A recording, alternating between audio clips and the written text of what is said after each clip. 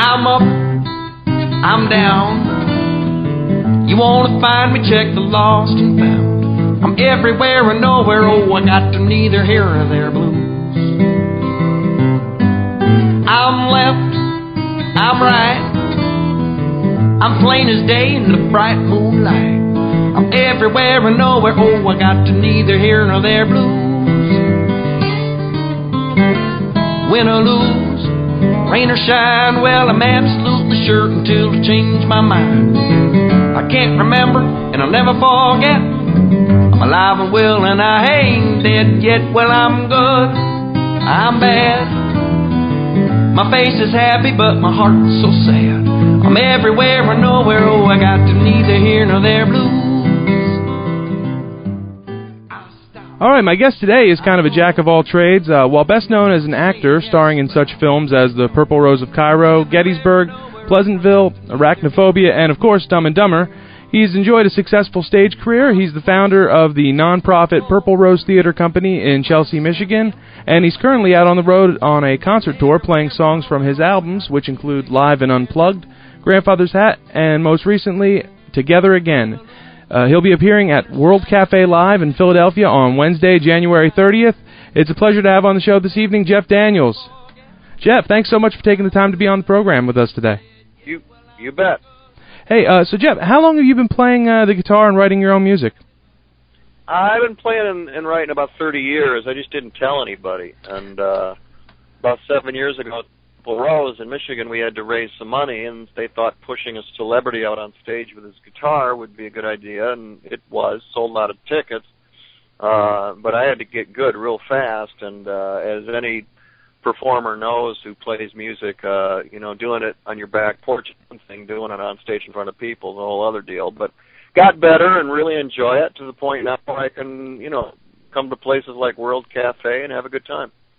Now, I've listened to your albums. I really enjoyed them. Can you tell me a little bit about a few of the songs? Because you've got some great song titles, and while the music, some of it's serious, there's some pretty funny stuff too, and it all seems to be inspired by personal real life experiences.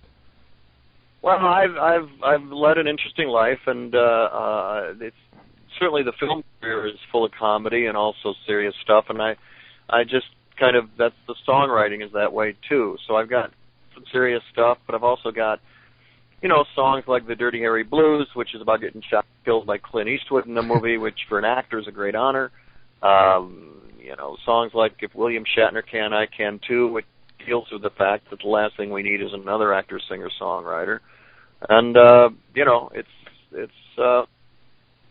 it's just I'm not writing hits. I just write stuff that interests me and can play in the kind of clubs or in the 200 to 500 seaters, and it's trying to get people to pretend that they're sitting in my living room.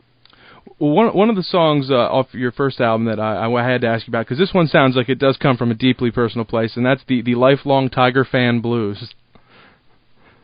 Yeah, and I've rewritten that literally about 20 times, and because when I initially and put it on the first CD, we were absolutely terrible with no hope of being anything otherwise. And then we got good and, at least made it to the World Series, and now we're really good. And so it's been a lot of fun to kind of revisit that song seemingly every 6 weeks or so. I have something else and rewrite something and change this, change that so I can play it. What was the inspiration behind the title track on your second album, Grandfather's Hat? I loved the hat that I had, which is on the cover of the CD, and somebody just said, "Is that your grandfather's hat?" And they knew my grandfather, and I said, "No, I just kind of like it." And then the more I thought about it, the more it kind of, evoked memories in me of him, and he wore a hat similar to that, and there are pictures of him, and then other people would hear it and go, "Oh, my mother's necklace," or my aunt's ring, and it kind of struck home as like a piece of someone that is no longer here. This past year, you released what is your third album, and it's entitled Together Again, and you did it with a longtime friend and fellow musician, Jonathan Hogan. How did this album come to fruition? Hogan and I have just been playing. We're two actors, and we've been playing together off and on for 30 years, just like a lot of people, that you have a partner that you just kind of share songs with. And I was in New York doing a play this spring, and I looked him up. We played a little bit together in his apartment, and I said, with the internet and with the fact that my label is just basically something I put up there on the internet and can sell whatever I want, I said, why don't we put on what you and I have been doing for 30 years and just play live in an apartment and record it really well, which my son did, and then just put it up. Those who want it, great. If you don't, you don't. But it was kind of a way to kind of put a recording down of what John and I have been doing for years, if for no one else, for the two of us. And have you found that the audiences have received you really well as a musician? I mean, there must be a certain curiosity that brings some people into the shows. Just go see Jeff Daniels, the actor. But they surprised when they get there to find out, hey, this guy's pretty good. Well, they're stunned. To be honest, I certainly Dumb and Dumber, etc. Drives about 90% of them, maybe more, into the venue. But that buys you about 15 minutes. And after that, they've seen you, they've seen the guy from the movies, and now they are going, why are we here? And you have to give them a reason. And this is about the third year I've been out on the road off and on, and it works. The songs are funny. I enjoy relating to the audience and make them laugh, make them cry, send them home, and it seems to be worth it. And I'm asked back to places like World Cafe and others. They ask me to come back, so that's a good sign. And how does this compare to you to the other things you've done? I know you've done a lot of live theater, and I know you've done, obviously you've had a pretty successful movie career. Just kind of, is it a hobby or something you're really focusing on? It's always been a hobby that I really enjoyed, and now it's something I really enjoy and get to share with people. It's creatively, it's the purest thing I do, meaning that I have total creative control. I'm the writer, I'm the performer, I direct the show, set the show, I change the show, I rewrite the show. So all those things that usually are other people, if you're in a play or if you're in a film, certainly, all those people are me. So it's all the glory and all the blame, but at least you're in charge of you creatively, which is, when you do a film, you give the performance away, and then you cross your fingers a year later that they haven't screwed it up. Mm-hmm. Well, I'll tell you what, I injured my foot this past Thanksgiving, and last week I tripped and I fell on my bad foot, and I broke my good foot. But I'll tell you what, I'm planning on being at your show in Philly next week, bum feet and all, and I'm really looking forward to it. Well, we'll have a good time. I'll make sure you have a good time, Joe. And so have you now?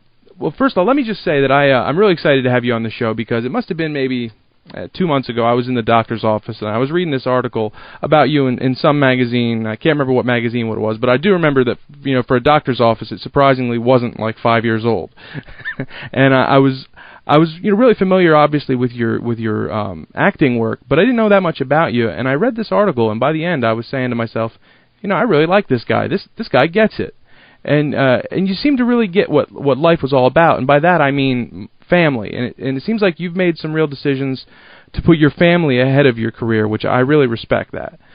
And correct me if I'm wrong, but you and your wife, you made the decision to leave Hollywood, and you're raising your kids in the town that you both grew up in Michigan, correct? Yeah, we raised our kids in Michigan. We were both from there. We knew that. We understood what Michigan was. It was home. We did not know how to raise our kids in Hollywood in a way that we felt we, feel good about. So we didn't know how to do it. So we didn't do it. We just moved back to Michigan. The family first, career second, and it worked out great. The kids have turned out great, and we're glad that we did it way back in the middle '80s. And it's allowed me to do a lot of good things. I'm not, I get to play in Philly, and instead of going to Hollywood parties. I don't know. It was a good move, and that allows me to go into Hollywood and work and then leave. Did it have any effect on your film career being based, in Middle America? Oh, sure. Yeah. You immediately give up the quest of becoming the biggest star in the history of stars, and you become a working actor, and you take jobs in all formats, whether you're a play, whether it's television, whether it's film, whether it's starring, or whether it's independent, whether it's supporting. You just you move around, and I consciously went comedy with Dumb and Dumber, and also did things like Squid and the Whale and Gettysburg to show a range, so that between those films is a range, and in between those films are also a lot of jobs. And that's bought me. I'm in my 4th decade now, and I think that proved to be a smart thing to do. You have any new projects you're working on right now, either in acting or music?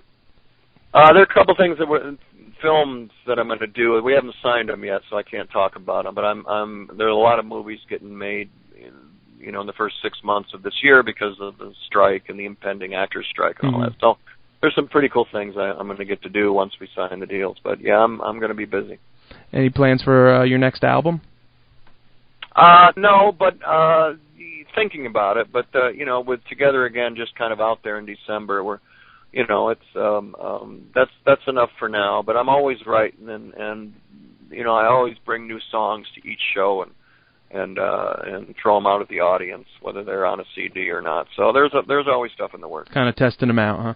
And can you tell me a little bit about the Purple Rose Theater Company and what you guys do there?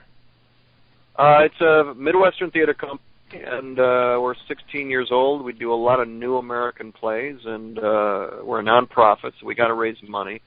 All the CDs that I sell, anything I might make goes straight to the theater, and we've been able to give the theater about $35,000 so far, which is 35 more than that. And so it's a labor of love for me. I'm not paid there, but I enjoy the people there and that whole theater scene and doing new work. My guest has been Jeff Daniels. His latest album, Together Again, is available online through his website, jeffdaniels.com. He'll be appearing at World Cafe Live in Philly on January 30th. Jeff, thanks so much for taking the time to be on the show today. Thanks, Joe. See you at the World Cafe. See you there. Take care. You have a good one. Bye-bye.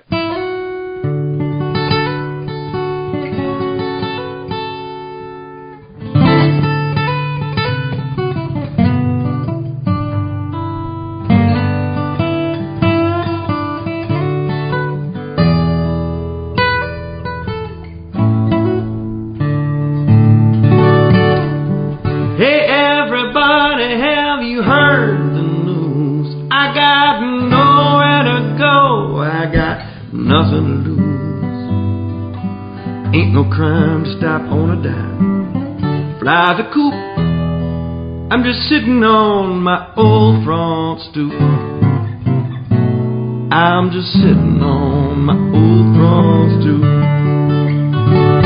Every stranger I see, well, I swear I know. But everywhere they're going, well, I just don't wanna go. 'Cause nothing beats when I take a seat. And that's the scoop. I'm just sitting on my old front stoop. I'm just sitting on my old front stoop.